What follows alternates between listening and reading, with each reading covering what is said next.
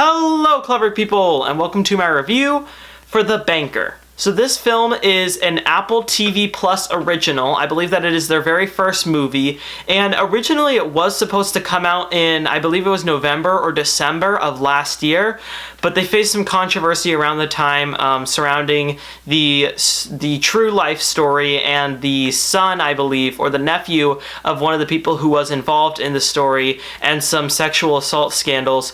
But after all of the drama, Apple TV still decided to release it, so they released it in March. Perfect timing. I bet they didn't even know that it would be great timing for them.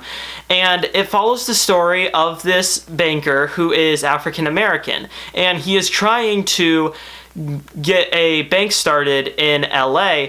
However, he finds it very difficult because of the color of his skin. So he teams up with Samuel L. Jackson, who's the actor in the movie, and together, them and the character played by Nicholas Hoult, he kind of serves as the alias of them, the extension of them, so that they can properly do bank affairs, despite the fact that they are African American. I had fairly low expectations for The Banker because when it was coming out, it was supposed to be an Oscar contender, and watching it, that totally makes sense. It totally makes sense that this movie had its eyes on the Oscars when they were making it, and I'm sure Samuel L. Jackson signed on thinking, hey, maybe this could be a supporting actor nomination for me, and it definitely isn't one. It's not on Oscar caliber level, and oftentimes those movies that try to go for the Oscar and then aren't able to do it end up being, just kind of lame, I guess, and just kind of boring and by the numbers.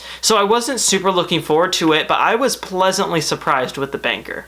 Above all else, this movie is just really entertaining, and it's very difficult to make such a complex topic entertaining, the complex topic of banking. I mean, you have The Big Short, of course, which everybody talks about how great that movie was because it took very complex concepts and made them understandable to the average audience member, which was great. I'm glad that, a movie like that can do it, but in order to do it, they had to have celebrities pop up and explain to the audience directly looking at them, hey, this is what this is, and hey, this is what this is.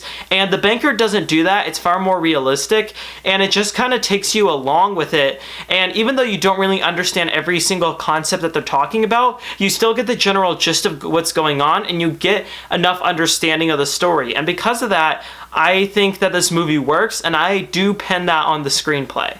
In terms of the direction and the overall style of the movie, it is pretty bland. You have seen a lot of movies like this before, but with a really smart script and some really strong actors in it, the movie was able to push through and keep a really entertaining, fast pace, and I never found myself bored while watching this movie. I was invested the entire time, and I enjoyed almost every single second of this movie.